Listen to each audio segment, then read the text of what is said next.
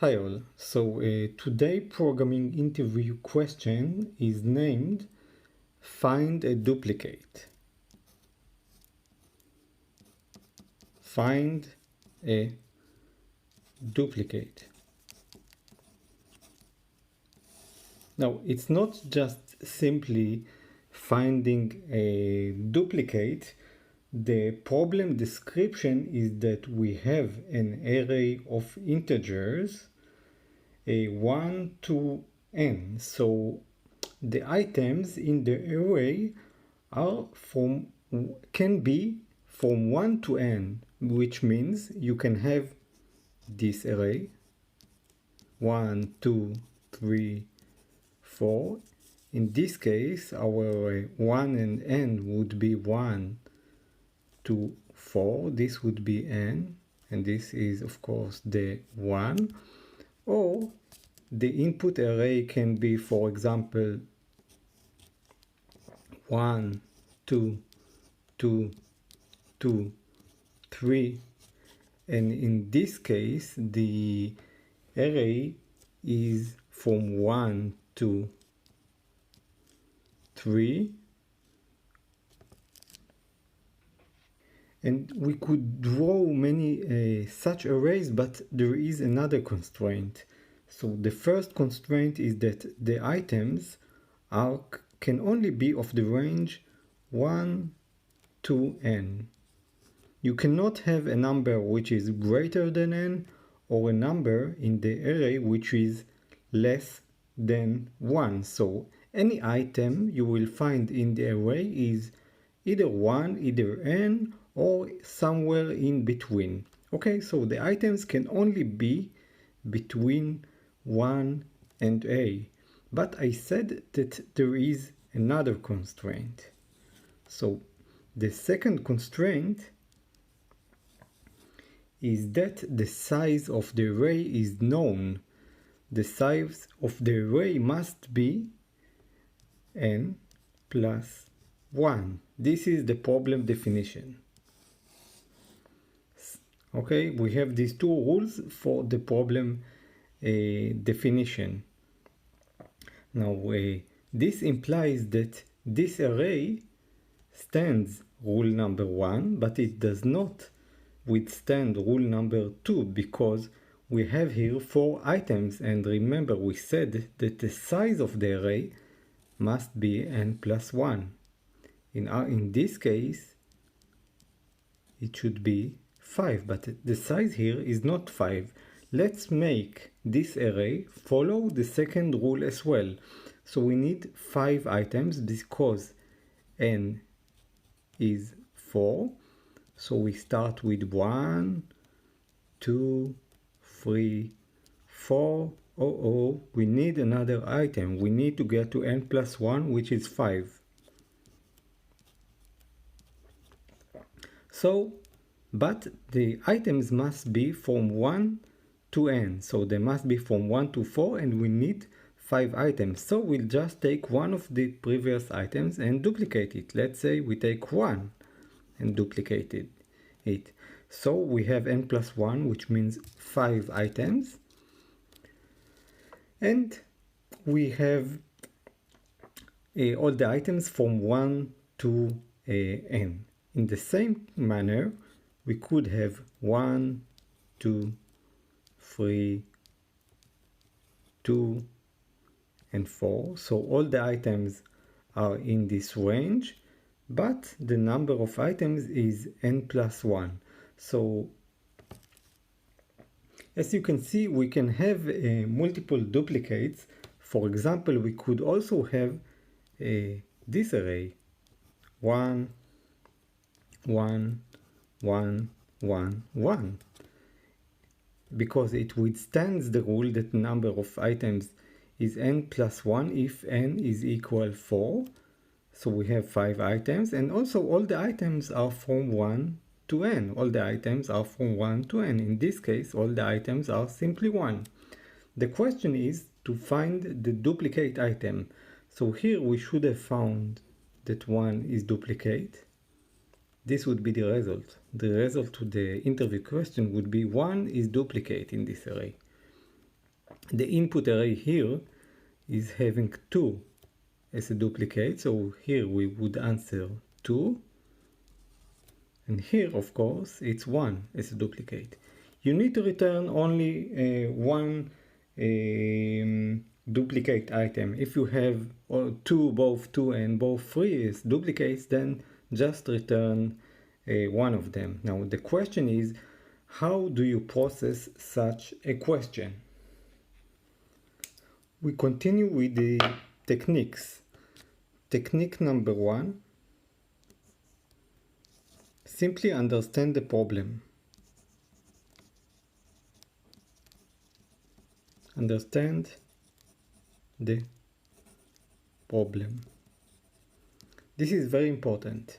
So what you should know about specific problem is that you can have any number from 1 to n, and this does not mean that you, for example, one thing you can understand about this problem is that you do not need to have all the numbers. You can have all 1.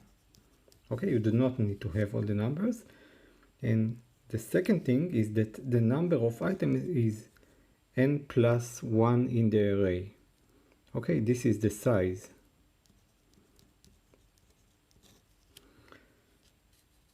The way to get familiarized better with the problem is with technique number 2, which is brute force.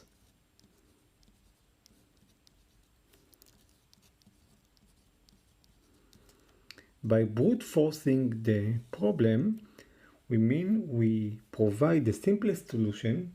We disregard any time complexity and space complexity, and this gives us 2 benefits. 1, we manage to understand the problem better, so we have better understanding.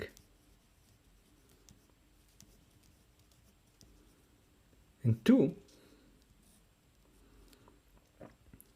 we give a solution we feel more secure.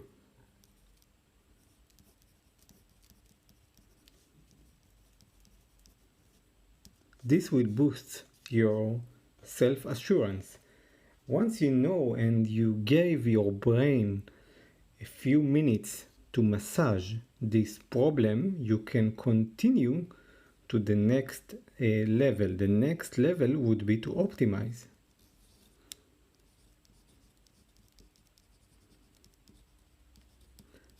Now this level of course would be the hardest one, and in many times it would require you to make a mental leap.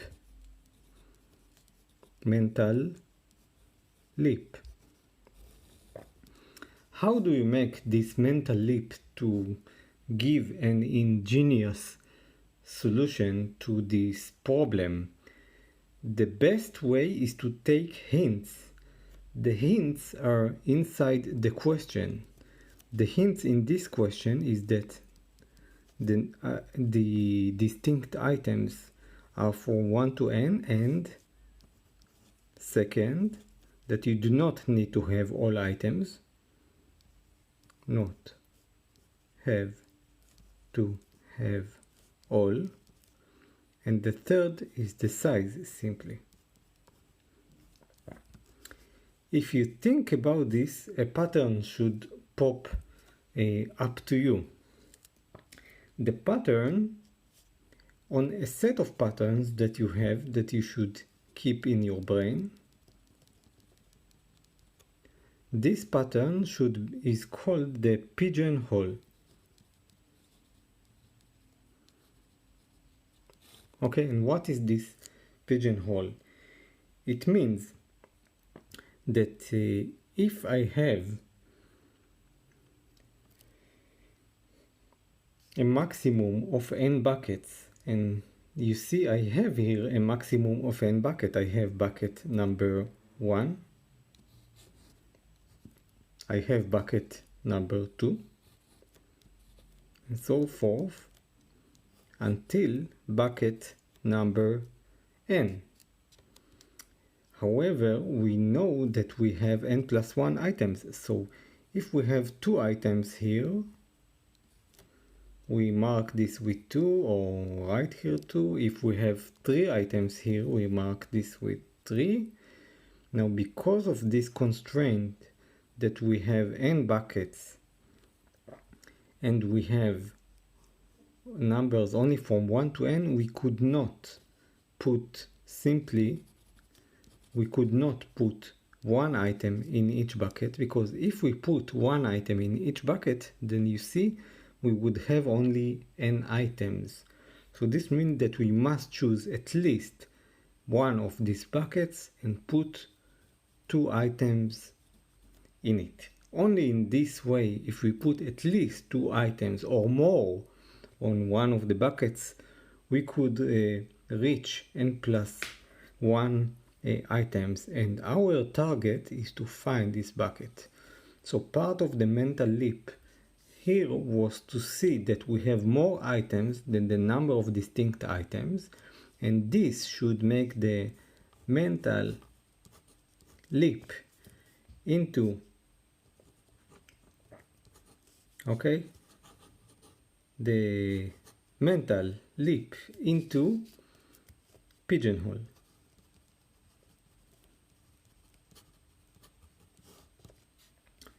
Now that we have this, we need to actually solve this.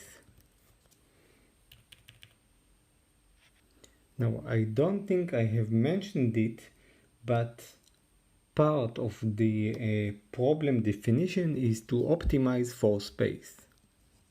Optimize for space. But in general, remember that in the questions you would need to optimize for time complexity and for space complexity. Let's see how we can move on and solve this question. We need to find something. We need to find the bucket that has more than 1 items. Now, when you hear the word find something, I want you to immediately think, or among other things, think also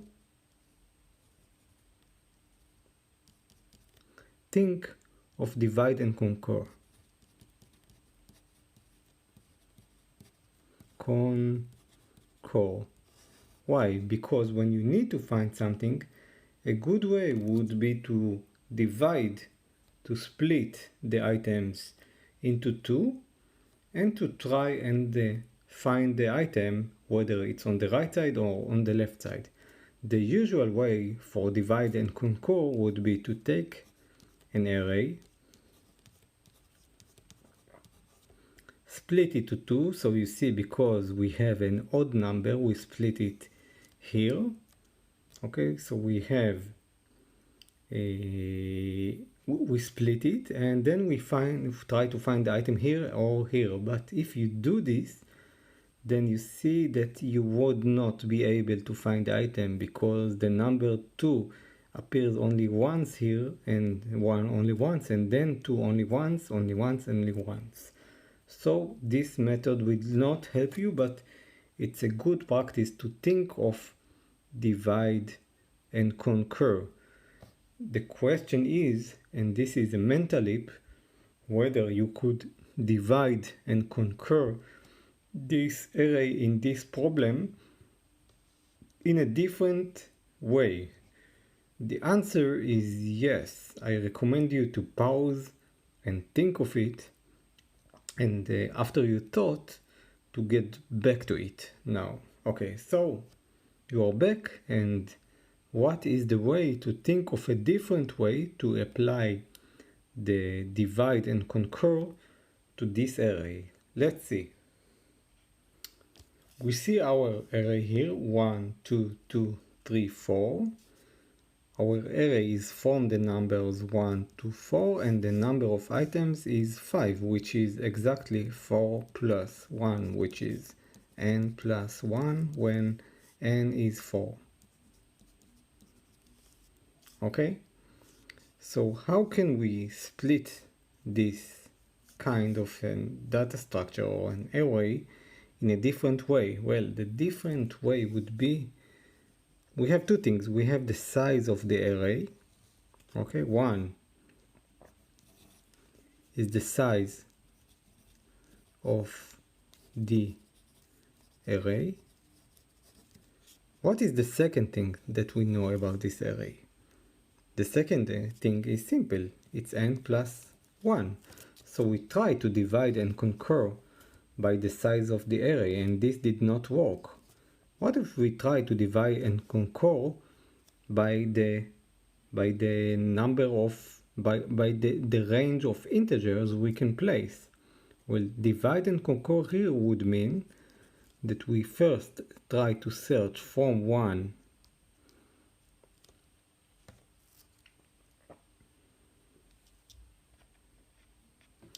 to n half. The range is from 1 to n. So let's try to divide and conquer by the range. So it's half of it is from 1 to n half, and the other half is here, it's from n half plus 1, because this is the next item, to n.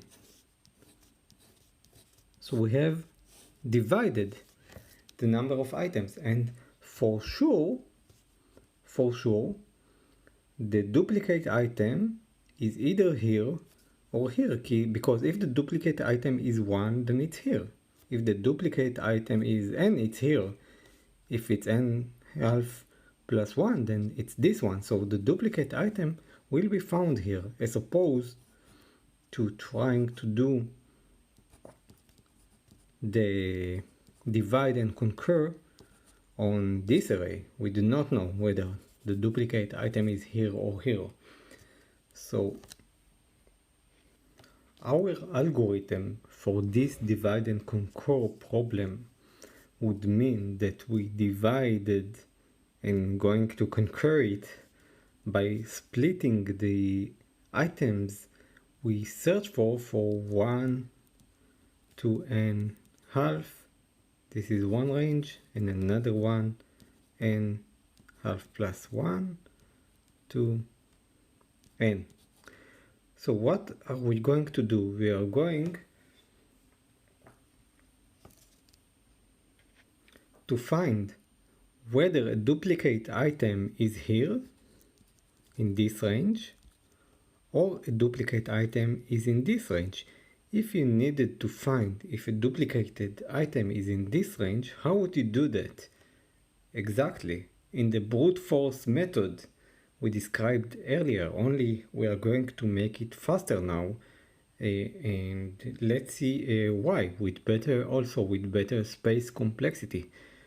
We scan all items, everyone, yes, all items we scan. And whenever we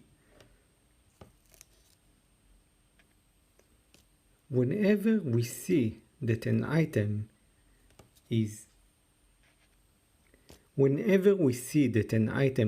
either item for each such item until the end, okay? Whenever we see that each such item is greater or equal than the lower bound, lower bound is from 1 to n half of n. If it's greater or equal than 1 and each item, if the item is lower or equal than the upper bound and half, then we increment some counter. Let's call it the lower counter.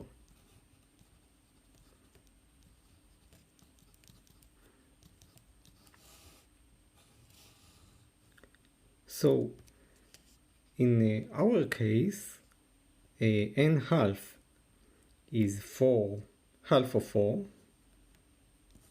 which is 2. So we scan, is this bigger than 1 and smaller or equal than 2? Bigger or equal to 1 and smaller or equal to 2? Yes. We increment the counter 1. Again, yes. Smaller or equal than 2. Okay, so we increment the counter and we reach 3. Okay, here these ones do not increment the counter, but they will increment the counter of the second half of the n half plus 1 till n. This will increment this counter, higher counter,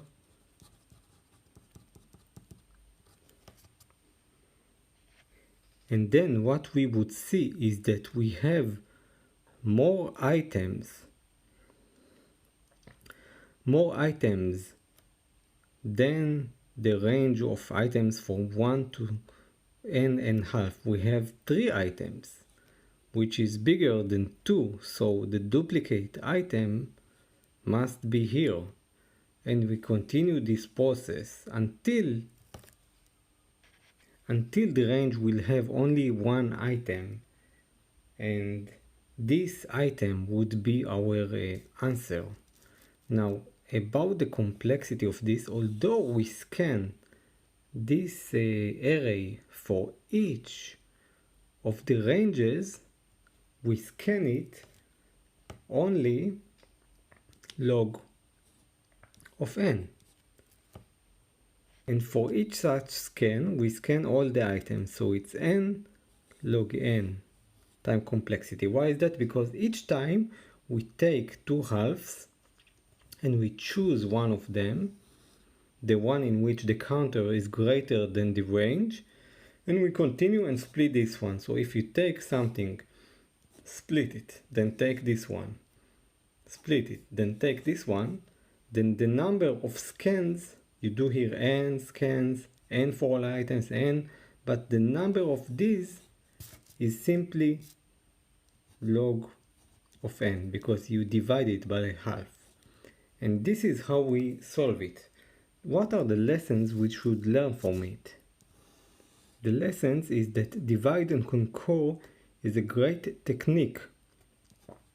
Divide and conquer is a great technique for finding an item, but you should make a mental leap, which is also practice. The mental leap here was simply understanding that the divide and conquer algorithm should not simply be on the range. It should be on the distinct integers that you can have. So if you have 1 to 4 n items, then you can simply divide them to 2, and then for each half try to find in which one the duplicate item resides, or more than one, but you will surely find one of them. So I hope you enjoyed this, and please let me know if you want me to describe to you another programming interview questions, and I will see you the next time. Bye bye.